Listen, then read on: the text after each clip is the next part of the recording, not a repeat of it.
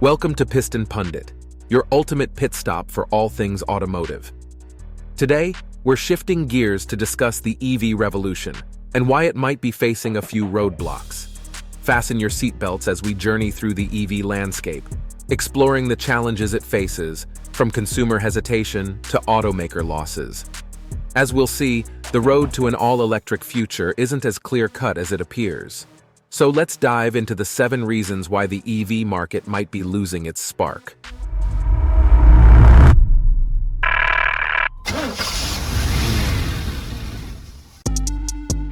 Reason number 7, the shift in EV sales, new versus used. While new EV sales are decelerating, the used EV market is shifting into high gear. A mix of factors, including tax incentives, price reductions, and an influx of affordable Tesla models due to Tesla's own price slashes, have led to a surge in both the supply and demand for used EVs. Websites like Cars.com and TrueCar have reported a significant increase in searches for used EVs, with Cars.com noting a 45% increase since last year. Meanwhile, Carvana has seen its used EV sales more than double in the same period. The introduction of federal tax credits for used EVs has also played a role in this trend. These credits, which can be applied as a price reduction at the point of sale, have made used EVs more affordable. However, not all dealerships are willing to handle the paperwork, and there are restrictions on which vehicles qualify and the income of the buyer. Interestingly, even as demand for used EVs rises, prices continue to fall. This is largely due to Tesla's aggressive price cuts on its new Model 3 and Model Y, which have inevitably led to a drop in the prices of their used counterparts. Reason number 6, the power behind the plug. It's crucial to remember that EVs aren't the silver bullet solution to our environmental woes. The production of EVs, particularly their batteries, leaves a larger carbon footprint than their internal combustion engine counterparts. This is primarily due to the mining of lithium, a chemical element of the alkali metal group, which is environmentally destructive. Furthermore, for an EV to emit less carbon than an ICE car, it needs to be driven for thousands of miles, and the electricity used to charge the battery must come from renewable sources.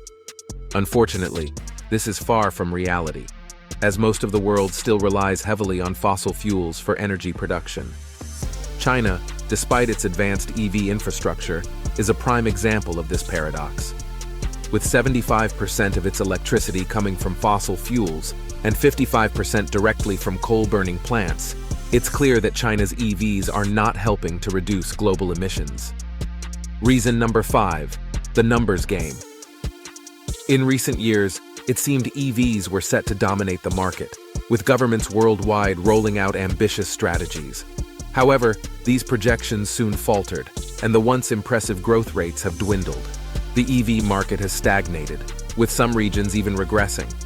China, the world's leading EV producer, is grappling with a demand shortfall, leaving automakers at half capacity. Tesla's sales have also dropped significantly. In the US, the EPA has revised its proposal for making 2/3 of new cars all-electric by 2032. EV sales have declined, and for the first time in years, the market share is decreasing.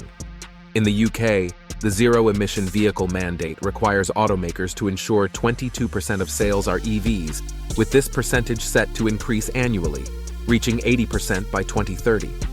Before we delve deeper, do us a favor and smash that like and subscribe button. This helps us reach more auto enthusiasts just like you. Now let's shift gears and steer towards our next point. Reason number 4. China's EV market, a traffic jam in the making. China, the world's largest EV manufacturer, is facing a roadblock. With over 90 registered EV makers, the Chinese market is reaching saturation. Despite its size, the market can only accommodate around 9 million EVs annually, which is just half of the production capacity of all Chinese EV companies. The ongoing price war in China and the need for new markets are pushing these companies to the brink of bankruptcy. Western countries, keen on protecting their own automotive industries, are erecting legal barriers to prevent an influx of Chinese EVs. For instance, the Biden administration has imposed a 100% tax on Chinese EVs. Europe's situation is more complex due to its dependence on the Chinese market. With a significant portion of European car sales happening in China, the European Union is walking a tightrope to prevent retaliatory measures from China. Reason number 3, legacy automakers, hitting the brakes on EVs.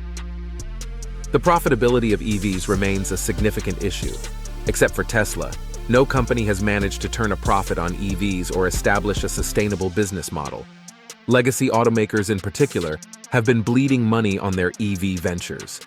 With the realization that rapid electrification is not feasible, and with governmental protection, legacy automakers are taking a breather.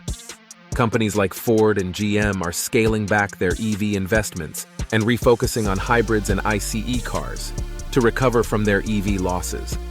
This trend is also evident in Europe, with companies like Fiat delaying the phase-out of their popular ICE models beyond 2030.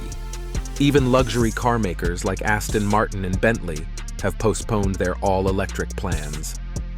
Reason number 2, the EV perception, not ready for prime time. Despite the hype, high prices and limited range mean most drivers aren't rushing to buy an EV. Government incentives aim to boost sales, but without organic market growth, these efforts may fall short. A UK survey revealed that only 8% of respondents would likely buy an EV as their main vehicle in the next 5 years, with 20% considering it as a secondary vehicle. This suggests that EVs have found their niche among affluent, eco-conscious households. However, as most of these households have already purchased their EVs, the market is running out of customers. The early adopter phase is over, and EVs haven't yet evolved to meet the needs of the average buyer in terms of autonomy, affordability, and convenience. Furthermore, they're no longer cheap to run, adding another roadblock to the EV market. Reason number 1, the true cost of running EVs. Promises of cost benefits from switching to EVs have been made by automakers, officials, and experts alike. They've argued that electricity, unlike environmentally unfriendly and expensive fossil fuels, would make transportation cheaper. However, the reality is different.